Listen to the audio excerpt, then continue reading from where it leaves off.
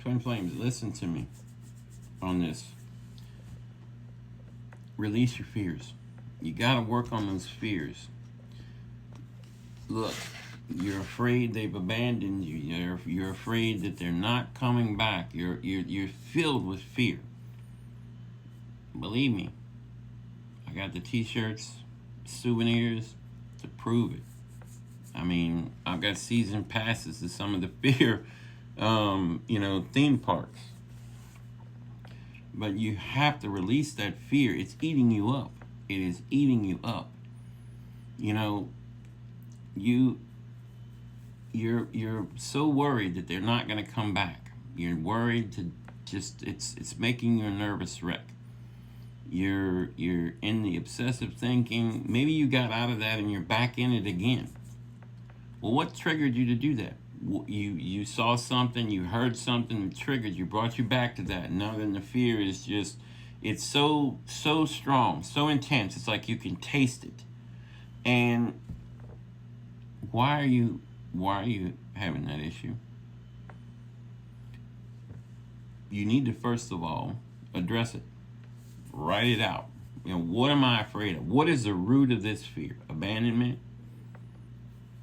Loneliness? Depression? What? Any and all? And then start going from there. You address where it's coming from. Well, let's go deeper into this. Say it's abandonment. And you start digging deeper into there. Listen, are you afraid that you're going to find the truth? That maybe the way that you saw your twin, maybe the way that you saw them was not how they actually were. That because of the way you saw them, because of the love you have for them, that they actually weren't as you perceived them, and you're afraid of that. You're afraid they're maybe just like all the other people in your past. And maybe that's something stirring up inside of you now. Maybe you've gone on so long in your separation, you're now wondering, was this just an ends to a means? Was this? Was this that? Well, you need to settle yourself down. Settle down. Take some breaths and figure that out. Figure out why you're feeling that way. Are you deliberately trying to look for the past in your twin flame? I mean, are you deliberately trying to do that? Are you deliberately trying to stick Post-it notes on them of people in your past when they are not your past? When they weren't in your past. They are not the people of your past. They may be mirrors to the trauma that the people in your past caused you. They may be a trigger for it, but they were not the ones who caused it. So don't see them as that person, those people. See the reflection back, the triggers that they're triggering in you that you need to heal and work on. They're showing you that for a reason. Not only do you physically, you need to work on that, but them being you need you to work on it too so they can come back to you. And how's that going to happen? You have to heal. You got to heal this psychological crap you get going on in you. That it was placed on you, not on you. You didn't ask for it. You were a kid. And as a kid, you didn't deserve it, and you should have never had it put on you, but it was put on you. And it's carried over into your adulthood. Because as a kid, you probably were meant to be an adult. You were treated as a little bitty adult. And you didn't have the skills to deal with what was going on. And nobody handed you the owner's manual and said, here, little adult, here, you go ahead, you're in charge of my happiness and you're in charge of taking care of me. Here's my manual for you to deal with. And you grow up and you don't know what to do. So now's the time to figure out what you need to do and release those fears. Listen, the divine. And it's not a religious thing when I say this. It's a spiritual thing. When you turn it over to the higher power and you just say, I'm done.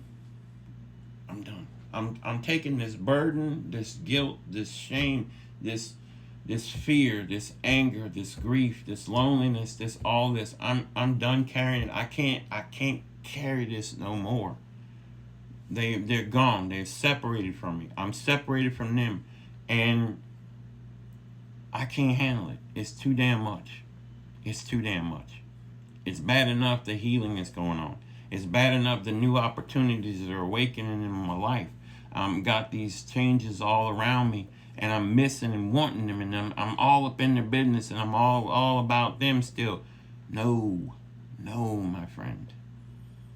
When the burden gets too much, and it's going to get too much, and it's too much for you right now, and you know what I'm saying. You have no alternative. No alternative. In order to find the relief and find some peace and start getting peace in your life, you have got to. You've got no other alternative, because the person you really want to talk to the most, person you probably talk to the most about everything in your life, was your twin flame. And they're no longer there for you because you're in separation. And that's another problem you've got that you're dealing with. You don't have anybody you can trust to turn to. But that divine is there.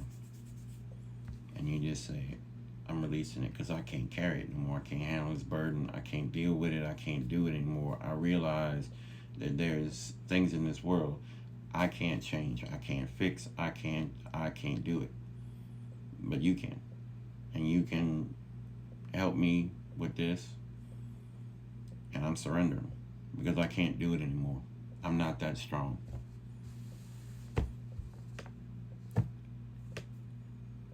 There's your anchor. Your rock.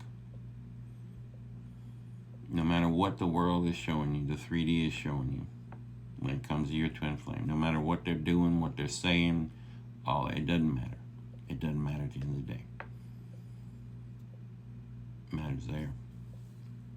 It matters there and here. That's where the matter needs to be. That's where the focus needs to be, here and there. Not there now. When you come in that physical union, when you come back in the union, that's where you can start adding to the focus. But right now you can't do that.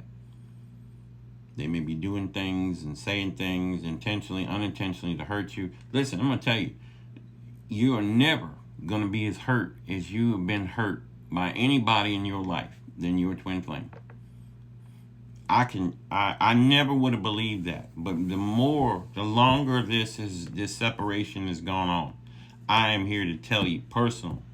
And I just started seeing more information kind of coming out about this within the past couple months, but more so within the past couple weeks, about how much this relationship, spiritual awakening, whatever you want to call it, will hurt you to the core.